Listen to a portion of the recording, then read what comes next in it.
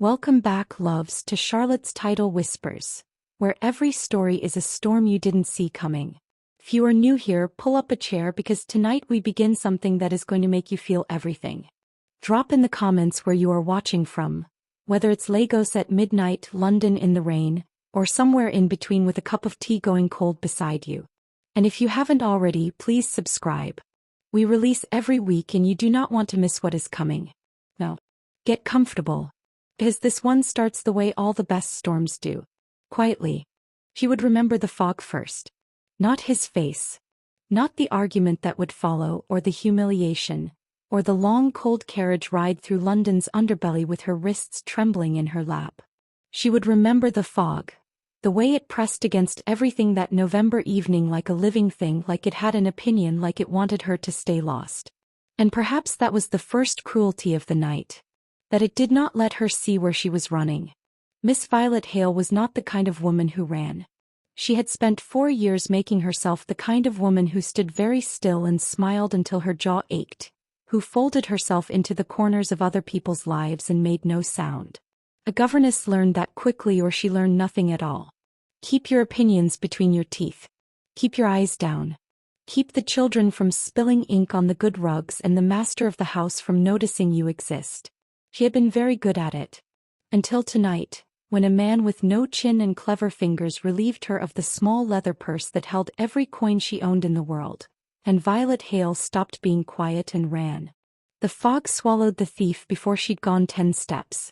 She knew she would not catch him. She knew it before she rounded the corner onto Val Street, before she stumbled off the curb, before she collided, breathless and half-blind, with a carriage door that opened at precisely the wrong moment. She heard a voice before she saw anything.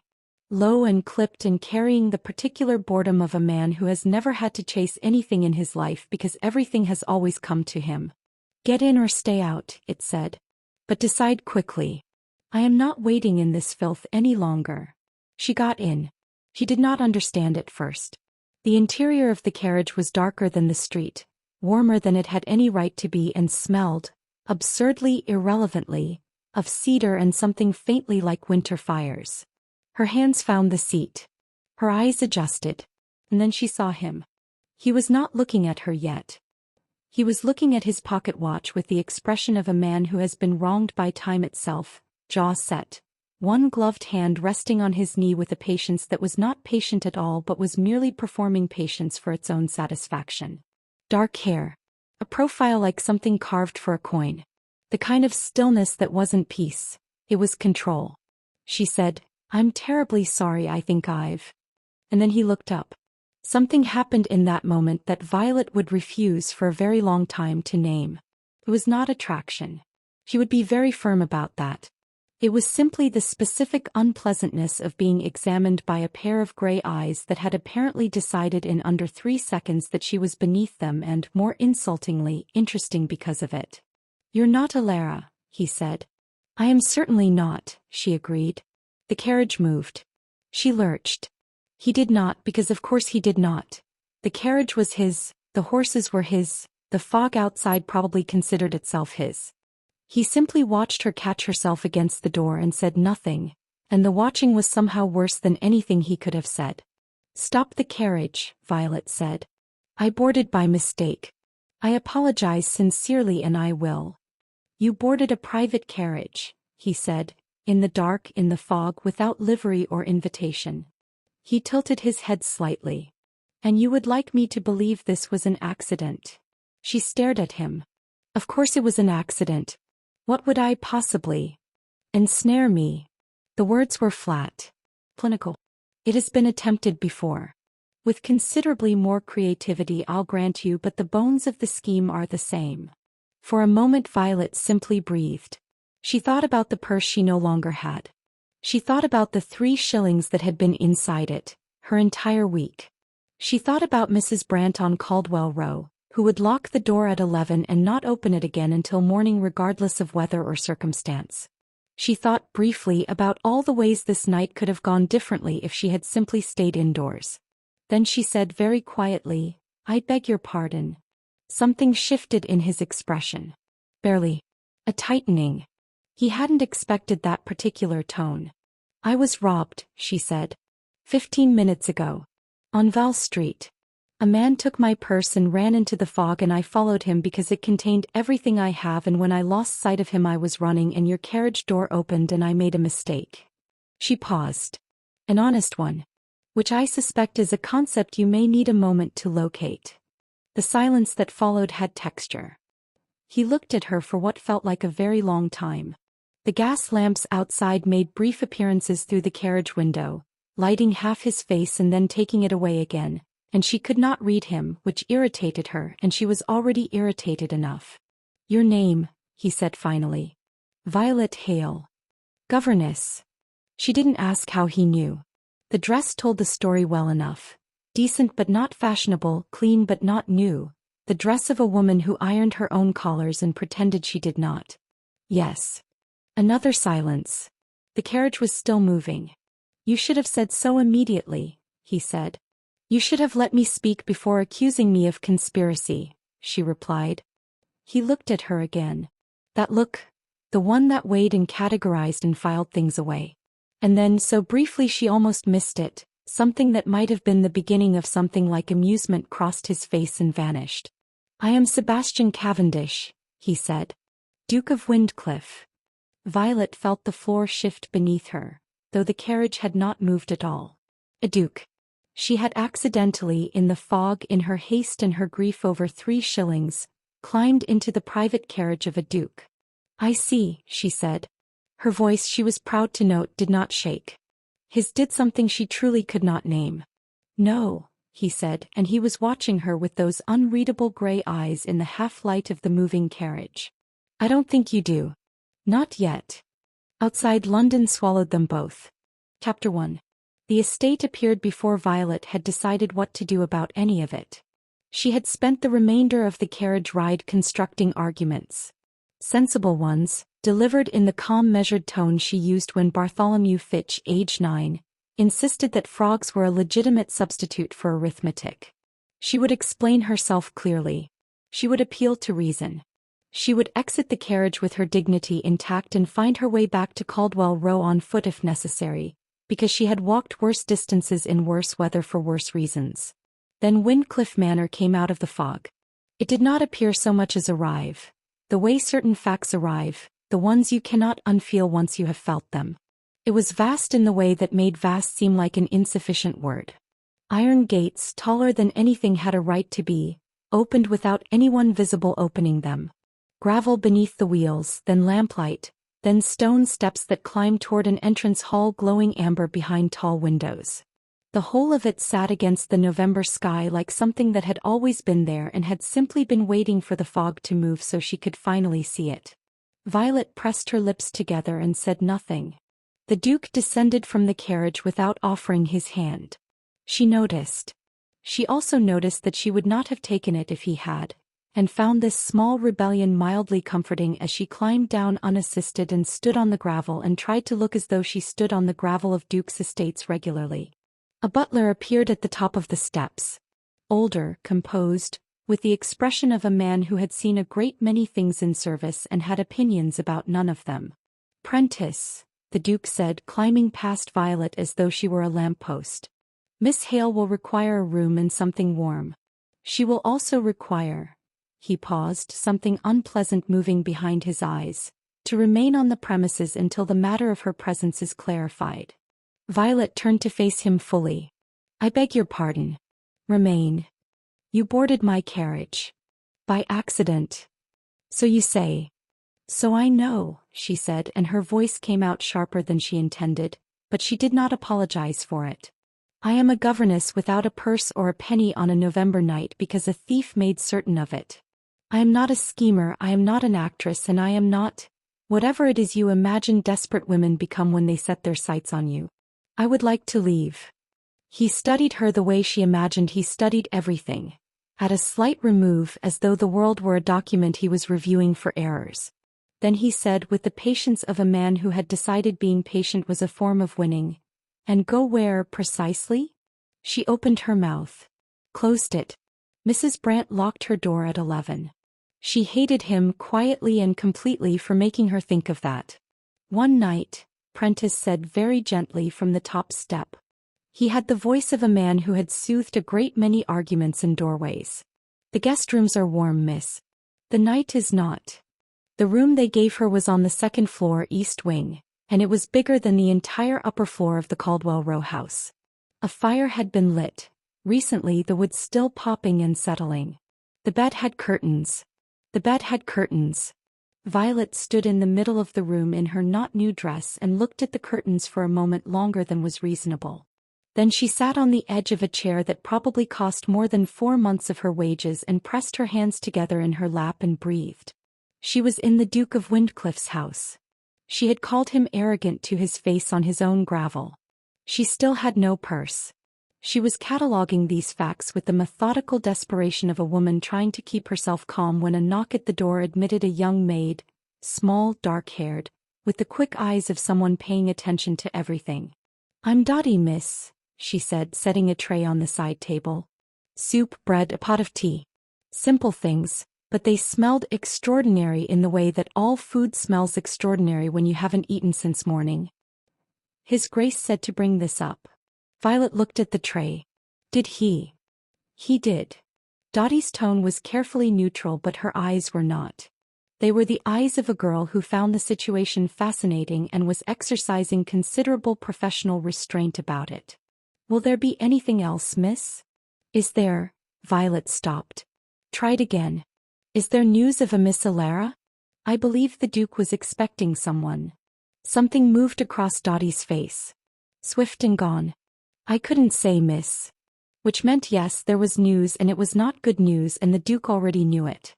Violet ate her soup and thought about that. She found him in the library. She had not gone looking for him precisely, she had gone looking for something to read, because sleep was not coming and staring at the bed curtains was not helping her think. And the library had been visible at the end of the corridor with its door half open and its lamps still lit. She had pushed the door the rest of the way and walked in, and there he was. He was standing at the far window with his back to her. He had removed his coat. Shirt sleeves, which she knew she was not supposed to notice, and she noticed. His hands were clasped behind him, and he was looking out at the dark grounds with the expression of a man conducting an argument inside his own head and losing. He heard her. Of course he heard her. She suspected he was the kind of man who heard everything. "Miss Hale," he said without turning. "I wanted a book," she said, because it was true, and it was also simpler than anything else she might have said. He turned then. His face in the lamplight was different from the carriage. Less composed, or perhaps just less performing composed. There were lines in it she hadn't seen in the dark. Not age exactly. Something else. The particular erosion of a person who has been responsible for a great deal for a very long time. "Alara isn't coming," he said. Not to her quite. More to the room. Violet said nothing. She pulled a book from the nearest shelf without looking at its title. She wrote this afternoon. She has chosen. He paused, and something in him seemed to decide mid-sentence against finishing it with anything honest. She has made another arrangement. "I'm sorry," Violet said, and she meant it, even though he did not deserve her sympathy and she was fairly certain he would not want it. He looked at her, that look again, the weighing one. But something in it had shifted in the lamplight, in the library, in whatever had softened between leaving the carriage and arriving here. "You called me arrogant," he said. "You called me a con artist. I called you a potential con artist. The distinction does not improve your case." The corner of his mouth moved. Not quite. Almost. And then the library door, which Violet had left half open behind her, swung wide, and a woman walked in who filled the entire doorway without being especially large, filling it with presence instead, with silver hair and a cane she clearly did not need, and eyes that were so sharp and so entirely delighted that Violet immediately understood she was dangerous. "There he is," the woman said, and her voice was warm as coals and twice as likely to burn things. "And here she is." The eyes landed on Violet and did not move. "Oh, Sebastian. This one has a spine. Where did you find her?" "Grandmother," the Duke said, and his voice carried something Violet had not heard in it before. It sounded almost remarkably like the beginning of alarm. "I found myself," Violet said. The old woman's smile split wide and brilliant and slightly terrifying. Yes, she said. I can see that perfectly. The grandmother's name was Cecily Cavendish, Dowager Duchess of Windcliff, and she had broken better men than Sebastian before breakfast. Violet learned this not from Cecily herself, but from Dottie, who appeared the following morning with a breakfast tray and approximately 3 months' worth of suppressed commentary that she delivered in one focused economical burst while laying out the tea things. She dismissed his last 2 intended matches herself, Dottie said, arranging the toast with suspicious precision. The first one cried at dinner. The second one agreed with everything His Grace said, which Her Grace finds worse than crying. She said, and I'm quoting directly, Miss. A woman who agrees with Sebastian is either a fool or frightened, and I won't have either at my table. Violet looked at her tea. And what does she make of women who argue with him on his own gravel? Dottie's mouth twitched. Couldn't say, Miss. He could say. She absolutely could say. But Violet let it rest. She had slept badly, which she had expected. What she had not expected was the particular quality of the sleeplessness. Not anxious, exactly, but restless in a way that felt almost like anticipation, which was ridiculous because there was nothing here to anticipate. She would speak to the Duke this morning. She would establish clearly and without temperature that she was returning to Caldwell Row. She would borrow the carriage fare, she would document it as a debt and repay it, and she would leave this house and its owner and its 2 large guest rooms and its cedar-scented carriages, and she would not think about any of it again. This was the plan. She was still constructing its finer points when Dottie added, almost as an afterthought, Her Grace has called on Lady Pemberton this morning. And the Ashworth sisters. And I believe she sent a note to the Illustrated London News. Violet set down her cup. She did what? The morning room was gold and cream and full of the kind of light that had no interest in being subtle. Cecily Cavendish sat at its center like a woman who had personally arranged the sun's position and found it adequate. She was drinking coffee, not tea, which Violet noted as the first genuinely surprising thing about her, and reading correspondence with the expression of someone who had won an argument that hadn't happened yet. Sebastian was already there. Standing near the window again. He seemed to prefer windows, Violet thought, the way some men preferred walls, with a newspaper folded under his arm that he was clearly not reading. He looked at Violet when she entered. Then at her face. Then at whatever her face was doing, which she made an effort to compose. Sit down, dear, Cecily said without looking up from her letters. I would prefer to stand, Violet said, while I ask what precisely has been communicated to Lady Pemberton and the Illustrated London News. Cecily looked up then. Her eyes performed that same rapid assessment they had in the library, swift and total, like a woman accustomed to reading rooms and people in the same glance. Then she smiled. Only that my grandson has made his choice, she said pleasantly. At last. After considerable delay and considerable disappointment to society. I thought it a kindness to set the record straight. The room went very still. Violet heard the words. She arranged them in the correct order twice to be certain she had not made an error. Then she turned to Sebastian. He was looking at his grandmother with an expression that was not anger precisely, because anger would have required him to lose composure, and she suspected he would not do that in company. It was something colder and more controlled than anger. It was the expression of a man watching a fire he had started accidentally burning down something he had not meant to burn. You told people, he said, that I have chosen. I told people what they needed to hear, Cecily said, setting down her letter.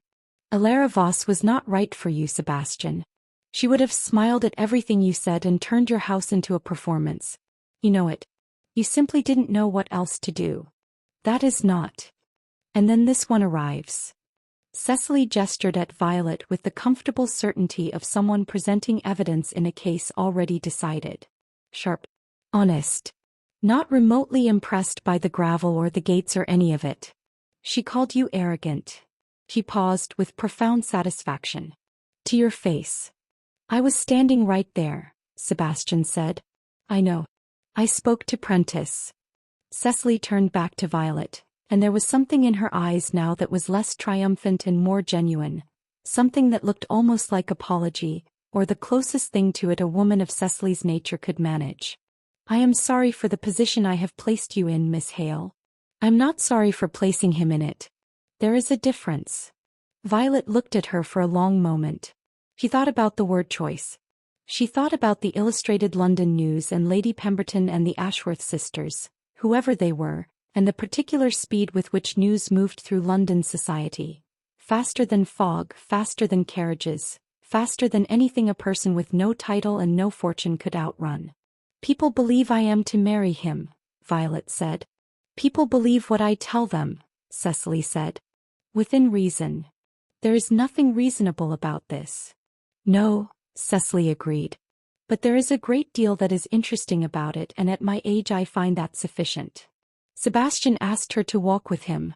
He did not phrase it as a request precisely. It came out more like a statement of intention that included her, which she suspected was the closest he came to asking for things he was uncertain about. She followed him out through the east door and onto the path that curved along the side of the house toward the grounds, because the alternative was remaining in the morning room with Cecily, who was already composing what sounded like additional correspondence. The morning was gray and cold and smelled of damp earth. Their breath made brief clouds and disappeared. He walked with his hands clasped behind him, the same way he had stood at the library window, and for a while there was nothing between them but gravel and silence and the distant sound of a gardener doing something with a barrow. I will correct it, he said finally. The announcement. I will explain that my grandmother acted without my knowledge or consent and that there is no arrangement. You will not be connected to this publicly. I'll see to it. Violet kept walking. And if it's already too late for that? He said nothing. She looked at him sideways. The line of his jaw, the way the cold morning light found no softness in his face, and yet there was something different about him out here than there had been in the carriage. In the carriage he had been performance. Here he was simply a person who was thinking very hard and not enjoying it. If it is already too late, she said more quietly, then correcting it publicly does not unembarrass me. It simply adds humiliation to the embarrassment and calls it resolution. He stopped walking. She continued 2 steps, then stopped as well and turned to face him. The wind moved between them briefly, lifting a strand of her hair across her cheek. He pushed it back. His eyes followed the gesture and then returned to her face with what looked like effort. I am aware, he said, that none of this is your fault. That, she said, is the most ungracious acknowledgement of wrongdoing I have ever received, and I once taught a 9-year-old boy who refused to apologize for putting a frog in my inkwell. Something moved across his face. That almost thing again. The thing that was not quite a smile but lived in the same neighborhood. What did he do instead? He left a new inkwell outside my door the following morning, Violet said. No note. No explanation. Just the inkwell. A beat of silence. That is, Sebastian said carefully, a very specific kind of apology. It was, she agreed. It was also more sincere than most of the ones I've received with words. He looked at her for a moment that stretched in a way that made her aware, suddenly and inconveniently, of how close they were standing. Close enough that she could see the precise shade of his eyes. Not simply gray, she revised, but gray the way certain winter skies were gray, with a depth behind them that suggested weather was coming. He took a step back. Professional distance. Sensible distance. I will stay, she said, until the situation can be managed without causing damage to either of us. I will not be a scandal if I can help it. I will not be a convenience either. She held his gaze. And I will require you to stop looking at me as though you are still deciding whether I am a threat. Something settled in his expression. Not agreement quite. More like the acknowledgement that a boundary had been drawn by someone who knew how to draw them. Agreed, he said. They walked back toward the house in silence. It was a different silence than before. Not empty. Not comfortable, not exactly. But different. The kind that exists between two people who have just, without meaning to, established that they are paying attention to each other. Cecily was watching from the morning room window. Violet did not see her. Sebastian did. He did not acknowledge it. But his grandmother smiled into her coffee with the private satisfaction of a woman whose plans, inconveniently and perfectly, were already working. Chapter 3. The trouble with staying was that staying required her to exist somewhere. And existing somewhere in Windcliff Manor meant existing in proximity to the staff, who had formed quiet opinions about her that she could read in the particular way they held doors and offered tea. To Cecily, who had appointed herself Violet's unofficial social architect with the energy of a woman who had been waiting for exactly this project. And to Sebastian, who was proving considerably more difficult to ignore than a man of his particular coldness had any right to be. It had been 4 days. She had counted them the way you count things you are pretending not to count. The first day she had kept to her room and the library, reading books she selected carefully and returned to their exact positions. The second day Cecily had summoned her to the morning room and introduced her to 2 of the Ashworth sisters, Mina and Clara, who arrived in a flurry of silk and curiosity and left 2 hours later having told Violet everything about London society that she had never asked to know. The third day it rained and she had been in the library again when Sebastian arrived to retrieve some document and had stayed, for reasons neither of them examined, for 40 minutes discussing whether Thomas Carlyle was a genius or an insufferable bore. She had said insufferable bore. He had said genius. They had both meant it. The fourth day, today, Cecily had announced that there would be a dinner. A small one, Cecily said, in the tone of a woman for whom small was a direction of travel rather than a destination. 12 people. Perhaps 14. The Pembrokes, the Ashworths, Sir Aldrich Voss. Oh, don't make that face, Sebastian, he will hear about it regardless, and a few others who matter. Sir Aldrich Voss, Sebastian said very steadily, is Alara's father. He is also an old friend of mine and a reasonable man. Cecily spread marmalade on her toast with the concentration of someone defusing something. He deserves to hear from you directly that the situation has changed. Better at my table than in someone's drawing room. Violet, sitting across the breakfast table with her tea, kept her eyes on her plate. She had learned in 4 days that breakfast was the most politically complicated meal in this house. And Miss Hale? Sebastian said. His voice was careful in a way that Violet recognized. The carefulness of someone choosing words the way you choose footing on uncertain ground. Cecily looked at Violet. Will sit beside me and be exactly as she is. That will be sufficient. That is not an answer to the question I asked. It is the only answer that matters. Cecily stood, tucking her letters under her arm with the brisk finality of a general who had finished the briefing. Dinner is at 8.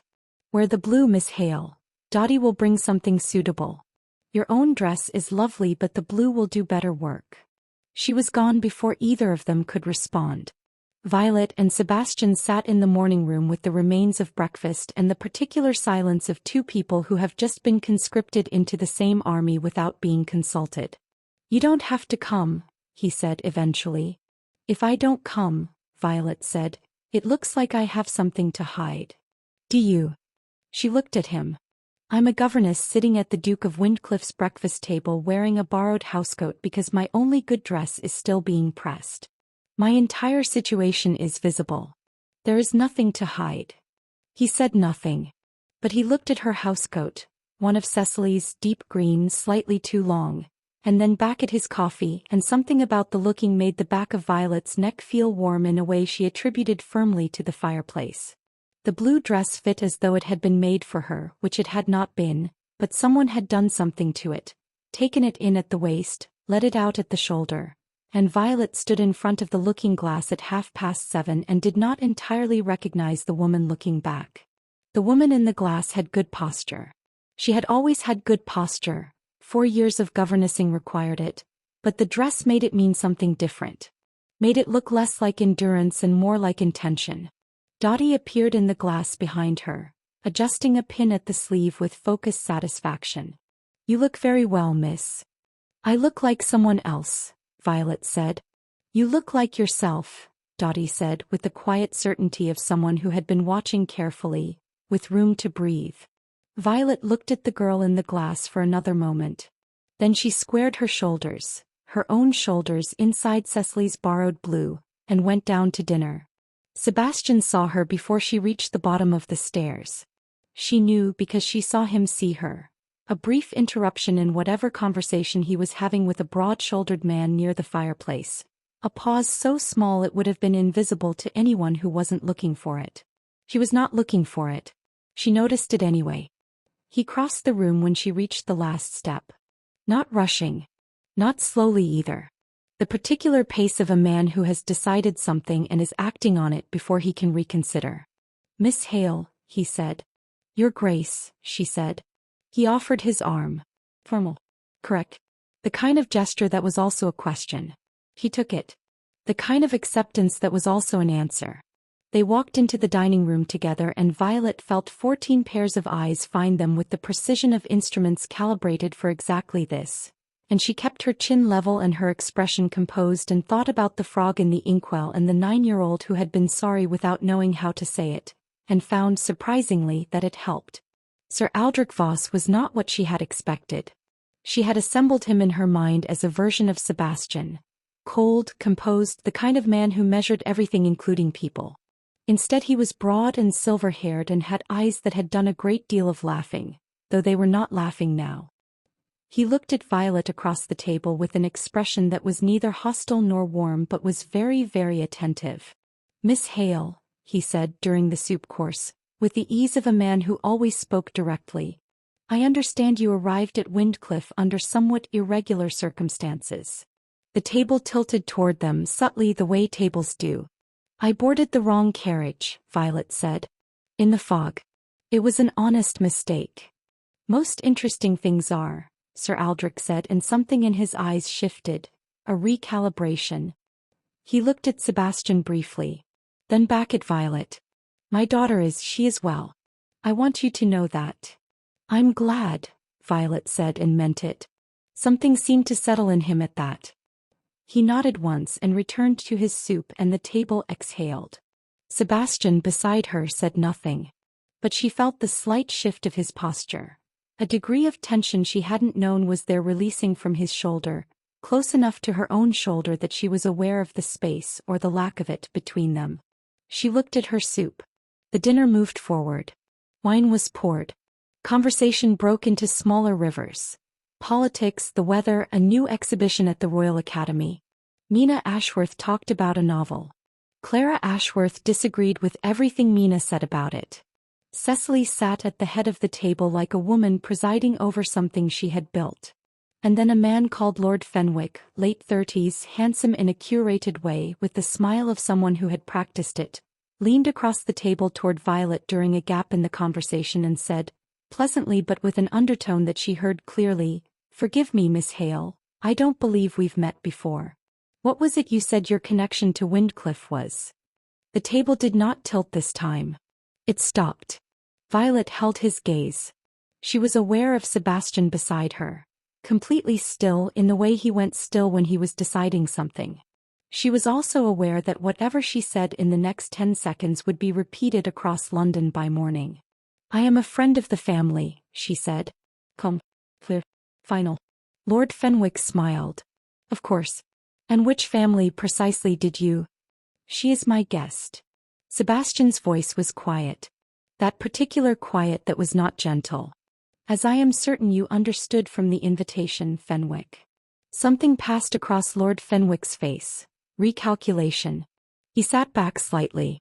"Naturally. My apologies, Miss Hale." She inclined her head. Said nothing. Ate her dinner. Under the table, out of sight, Sebastian's hand moved, not touching hers, not quite, but close. Close in the way that the carriage had been cedar and warmth in the cold fog. Close in the way that meant nothing and also, inconveniently, meant something. She did not move her hand away. She also did not look at him.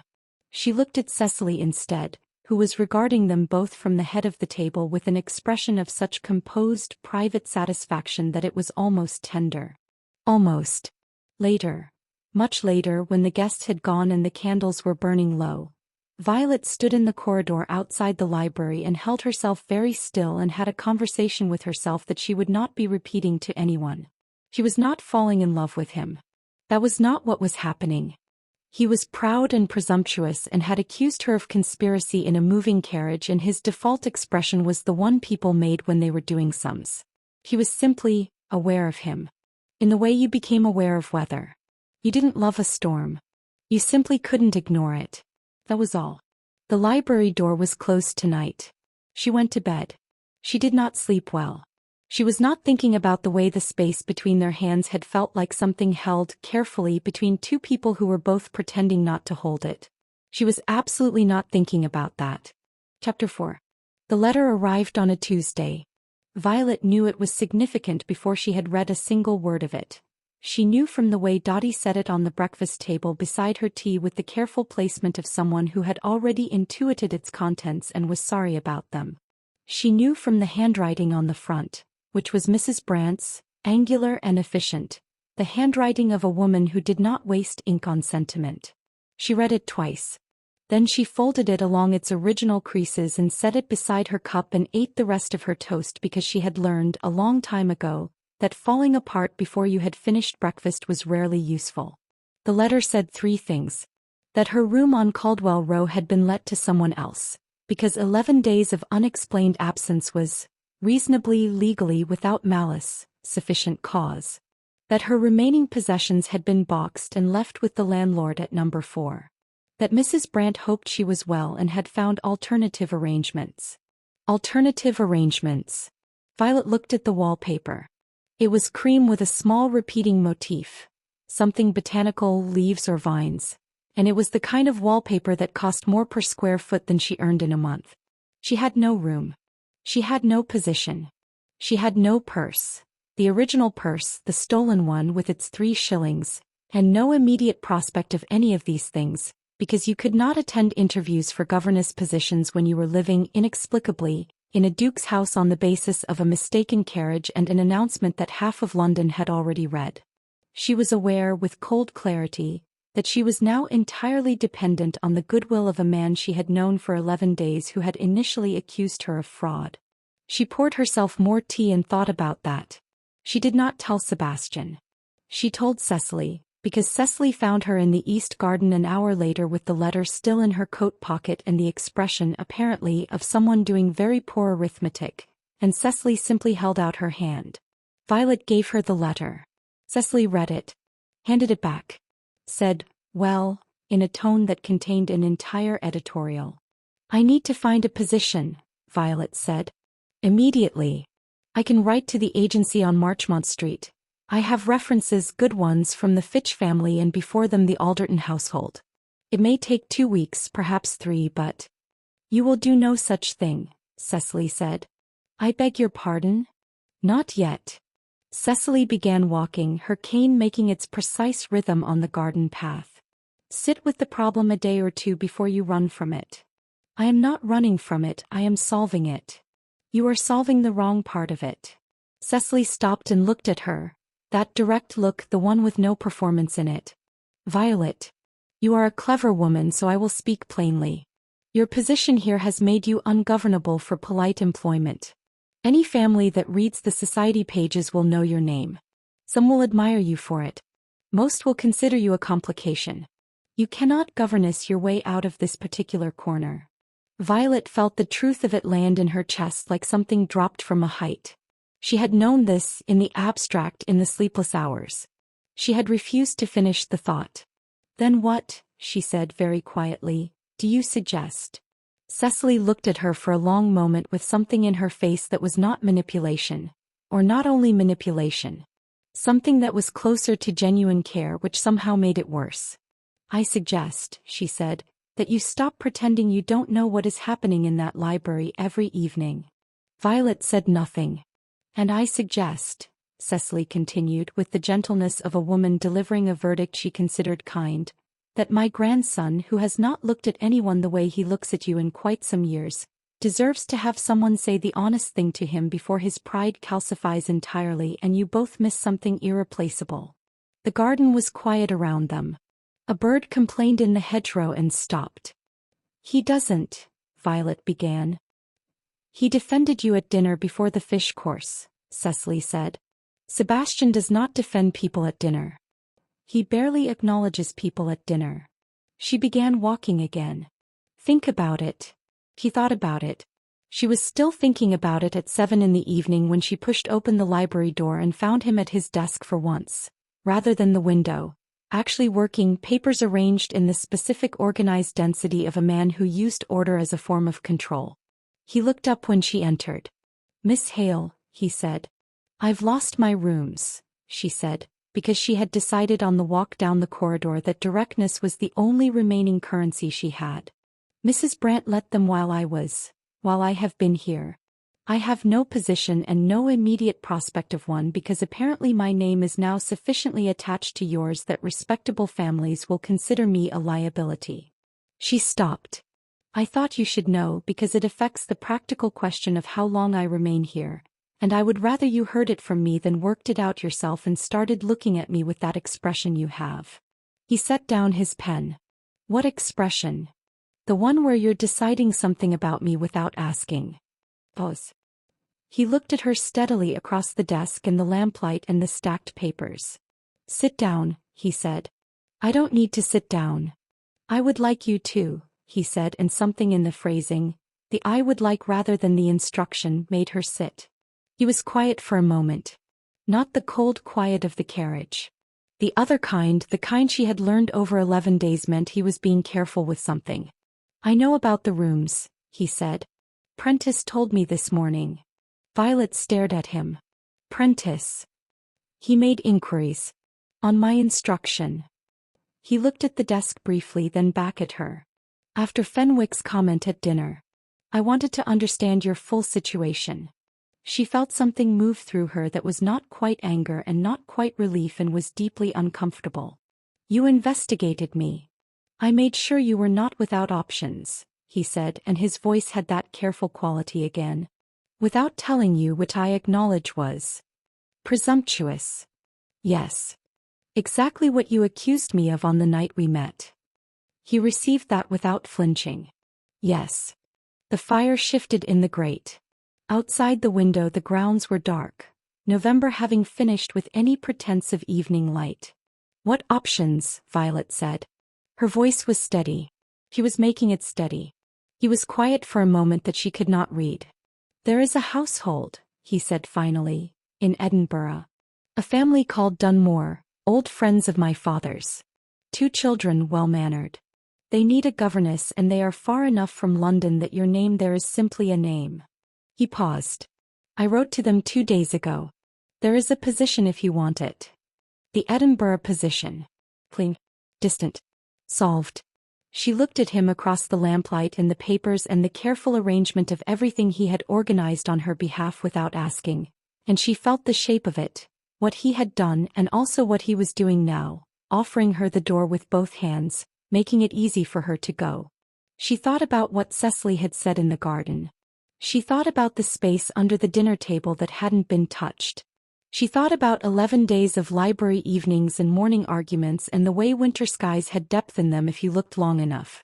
"Why," she said, "did you write to them 2 days ago?" He looked at her. 2 days ago was Sunday," she said. "Before the letter from Mrs. Brandt. Before you knew for certain about the rooms." She held his gaze. "So you were not solving a problem that had already arrived. You were solving one you anticipated. Which means you were thinking about my future before it became necessary." A beat. "Why?" The silence was different now. Not empty, not careful. Charged the way air felt before something broke open. His jaw tightened slightly. "Violet." It was the first time he had used her name. They both noticed. He stopped. She felt her breath do something inconvenient. Across the desk the lamplight moved over his face and found all the things that careful composure usually kept covered. The tension in his expression, the something underneath it that was not composed at all, that was in fact the opposite of composed, that was a man standing at the edge of something he had been approaching slowly for 11 days and had not meant to approach at all. He stood. Came around the desk. Stopped when there was perhaps 3 feet between them, close enough that she could see the precise unsteady quality of his breathing, which matched hers, which was information she was not certain what to do with. "Because," he said very quietly, "the thought of you in Edinburgh is—" He stopped. His hand came up, not to touch her, not yet, but close, the way it had been under the dinner table, hovering at the edge of what he allowed himself. It is not a thought I find I can finish without difficulty. Violet's heart was doing something she would not be cataloging. She was standing very still in the way she had trained herself to stand very still, and it was not working because he was 3 feet away and saying her name in a voice that had no performance in it at all. And the firelight was doing unkind things to the room, and she thought about Cecily in the garden, she thought about the inkwell left outside the door, she thought about all the ways people said the honest thing without saying it. "Sebastian," she said. First time. He heard it. She saw him hear it. His hand moved. Brushed the edge of her jaw, barely, the lightest possible contact. The kind that asked a question rather than assumed an answer. He did not move away. The 3 feet became less. The lamplight moved. Outside the window November pressed against the glass and cared nothing about any of it. And then the library door opened. "Sebastian, I need you too." Cecily stopped in the doorway. He looked at Sebastian. She looked at Violet. She looked at the distance between them, which was no longer 3 feet. She said serenely, "I'll come back," and closed the door. They stood in the quiet she left behind. Violet's heart was very loud in the silence. "Edinburgh," she said finally, a little unsteadily. "I will write again," he said very quietly, "and withdraw the letter." She looked at him. He looked at her. The fire was the only thing moving in the room. "Ask me properly," she said. "Whatever you are asking. Ask it like a person." Something broke open in his face. Not dramatically, not the way things broke in novels. The way a window opened after long winter. Just that. "Stay," he said. Simply. "Not for my grandmother. Not because Edinburgh is far or because your options are narrow." His jaw worked slightly. "Stay because I would like, very much, for you to stay." Outside the library, in the corridor, Cecily Cavendish stood with her coffee going cold and smiled at nothing in particular. She did not press her ear to the door. He was not that kind of woman. She pressed it only slightly. Chapter 5. She did not answer him that night. He did not press her for one, which she noted and filed away in the part of herself that was still keeping careful inventory of who he was versus who she had assumed he was on the night of the carriage. The man in the carriage would have pressed. Would have considered silence a negotiation. This man, the one standing in lamplight with his hand lowered and his face open in a way she suspected very few people had ever seen, simply nodded once quietly and said he would be in the morning room after breakfast if she wanted to talk, and then he stepped back and gave her the room. She walked upstairs with her hand trailing the banister and her thoughts moving too fast to catch. He slept, surprisingly deeply, and without the restless half-waking that had plagued every other night in this house. She did not examine why. She simply rose in the gray early light, dressed in her own clothes. The dress had been returned, pressed and hung, which she noted as one of 100 small things Dottie did that she had not been asked to do, and went downstairs while the house was still quiet. The morning room was empty. He did not go in. She went instead to the east garden, where the frost had stiffened the last of November's grass and her breath came out in small clouds, and she walked the length of the path twice and thought about the honest thing. Not the strategic thing. Not the sensible thing. The honest thing. The thing that lived underneath all the inventory and the composure and the 4 years of making herself small enough to fit into corners. The honest thing was this. She was not frightened of Sebastian Cavendish. She had been briefly in the carriage. Not of him specifically but of what he represented, the vast architecture of a world that had never arranged itself around her comfort and had no plans to start. But somewhere between the gravel and the library and the dinner table and the space under it where their hands had not quite touched, the fear had become something else entirely. Something that sat in her chest not like a weight but like a warmth. Something she had been calling awareness because she had not been ready to call it what it was. She stopped walking at the end of the garden path and looked at the house. It was not her house. The blue dress was not her dress. The warm guest room and the botanical wallpaper and the tray that appeared at breakfast were not hers, had not been earned, could not be kept on the basis of a mistaken carriage and 11 remarkable days. But the feeling was hers. That was the honest thing. The feeling belonged to her completely, had been built out of her own materials. Her own stubbornness and her own attention and her own willingness to see him clearly, not as a duke or a legend or a potential humiliation, but as a person who had been standing at windows for years waiting for something he didn't know how to ask for. She turned and went back inside. He was in the morning room as he had said. Not at the table, standing again because Sebastian Cavendish stood at windows the way other men sat in chairs, as though stillness required elevation, required the ability to see out. He turned when she came in. His face was composed in the way it was composed when he was working to keep it that way. She sat down at the table. He came and sat across from her, which she appreciated, not looming, not performing, just sitting like a person. "I want to tell you something," she said, "before I answer. And I need you to let me finish." "All right," he said. She looked at her hands for a moment. Then at him. "I came to this house as an inconvenience. I was treated as a suspect, then a complication, then through no plan of my own, a public arrangement. I have been managed and maneuvered and dressed in other people's clothes and introduced to 14 strangers over a soup course." She paused. "I am not angry about most of it. I want to be accurate about that. But I need you to understand that I have spent 4 years arranging myself around other people's lives and other people's needs and other people's ideas about what a woman like me should want and be grateful for." Sebastian said nothing. He was listening in the particular way he listened, completely without preparing his response. She had noticed this about him. It was one of the things she had filed in the inventory without meaning to. "I am not going to arrange myself around yours," she said.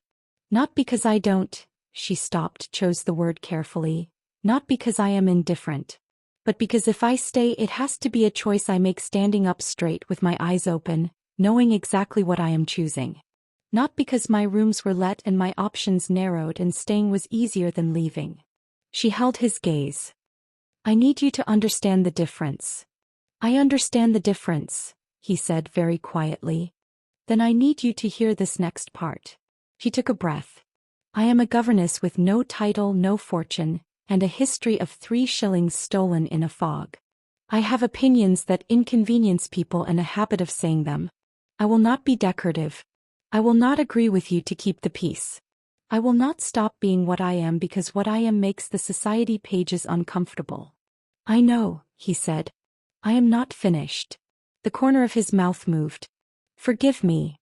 I am also," she paused, and this was the honest part, the part that required the most standing up straight, "not indifferent. I have not been indifferent for some time, and I am aware of how inconvenient that is, and I am telling you anyway because you asked me to stay and I think you deserve to know what staying would actually mean. That it wouldn't be comfortable or simple. That I would argue with you constantly. You already do. I am still not finished." He closed his mouth. There was something in his eyes that made the room feel warm. "That I would argue with you," she said, "and disagree with you and occasionally be completely insufferable, and that none of that would mean I had stopped." She chose the word again, held it, let it be what it was, caring about you. "That is what staying would mean." I wanted to be accurate. The morning room was very quiet. Outside a cart went past on the road, its wheels on the gravel briefly loud and then gone. Sebastian looked at her across the table for a long moment. Something was moving in his face that she had not seen there before. Not the almost smile, not the calculation, not the composure or the performance of composure. Something underneath all of that. Something that looked like relief. "Violet," he said, and her name in his voice still did what it had done in the library. "Sebastian," she said back because it still did what it had done there too. He reached across the table. Not a gesture, not a formal offering of a hand. Just his hand open on the table between them. Waiting. She looked at it. She thought about the ring that had been a shackle in the original story. And this was not that story, this was her story, and there was no shackle here, just a hand on a table in a morning room in November, asking without demanding, waiting without assuming. She put her hand in his. His fingers closed around it. Carefully, the way you held something you understood the value of. "I have a condition," he said. She raised an eyebrow.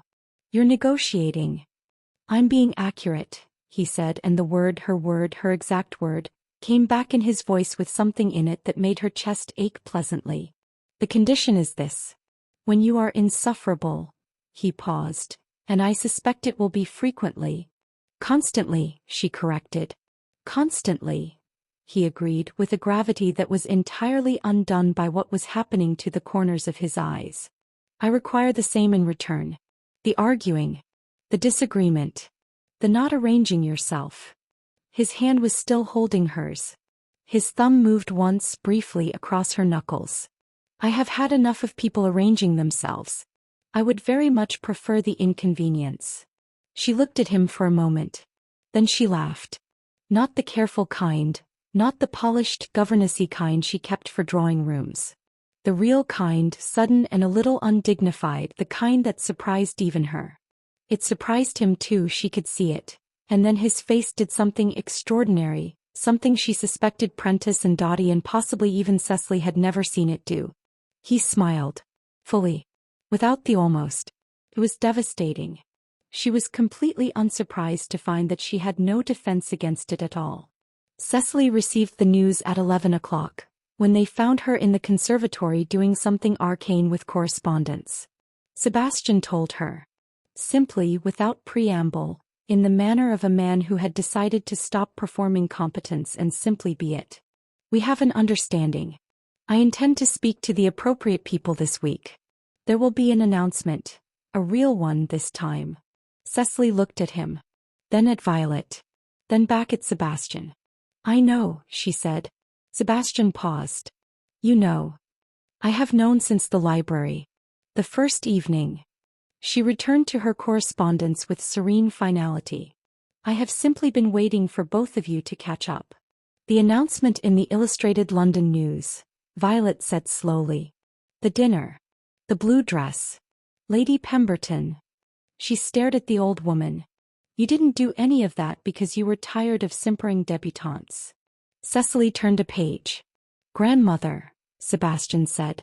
I am 74 years old, Cecily said placidly. I am allowed to meddle. It is one of the genuine advantages of age. She looked up and her eyes were sharp and warm and entirely unapologetic. You were both standing in opposite corners calling it propriety. Somebody had to open the door. Violet looked at Cecily for a long moment. The Edinburgh letter, she said. Did you know about that too? A brief pause. Fractionally too brief. Sebastian is quite capable of his own decisions. That is not a denial.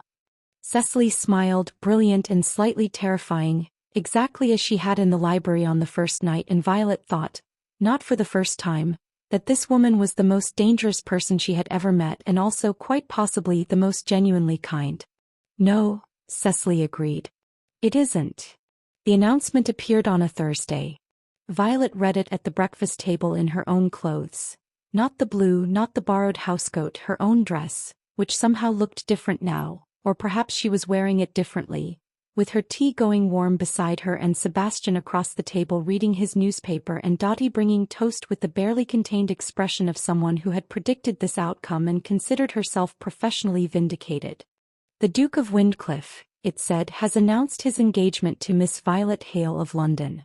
The Duke has expressed his intentions to his family, and the ceremony is anticipated in the spring. She read it twice. Not to verify it. Just because there was something strange and private about seeing your own life written down by someone who did not know what it had cost. You're staring at it, Sebastian said without lowering his newspaper. I'm reading it. You've read it twice. I read everything twice. I'm thorough. She set the paper down. It doesn't mention that I boarded your carriage illegally. You boarded it by accident. You didn't believe that for the first 20 minutes. I was wrong for the first 20 minutes. She looked at him.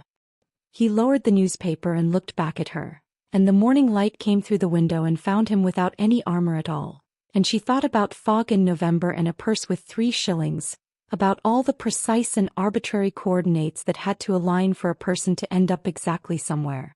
Violet, he said. Sebastian, she said. Stop looking at me like that. Like what? Like you're memorizing something. She picked up her tea. I'm thorough, she said again, and he made a sound that was entirely a laugh, quiet and real, And the breakfast table held them both in the November morning light, and it was not spectacular or cinematic.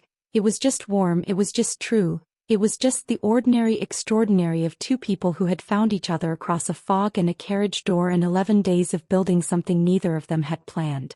Outside, London continued. Inside, Violet Hale, who would shortly become something else without stopping being herself, drank her tea and was, for the first time in a very long time, exactly where she had chosen to be. And that, loves, is where we leave them. Not at the wedding. Not at the grand declaration. Here, at the breakfast table in the morning light, with the newspaper and the toast and the laugh that cost him nothing and gave her everything. Because that is where real love actually lives. Not in the dramatic moments. In the ordinary ones you choose to stay for again and again, every unremarkable morning for the rest of your life. This was the mistaken identity. I hope it made you feel something. Drop in the comments, did you love Cecily as much as I did? Because I think she deserves her own story. Subscribe, share this with someone who needs a good love story tonight, and I will see you next time on Charlotte's Title Whispers. Until then, stay warm, loves. Stay warm.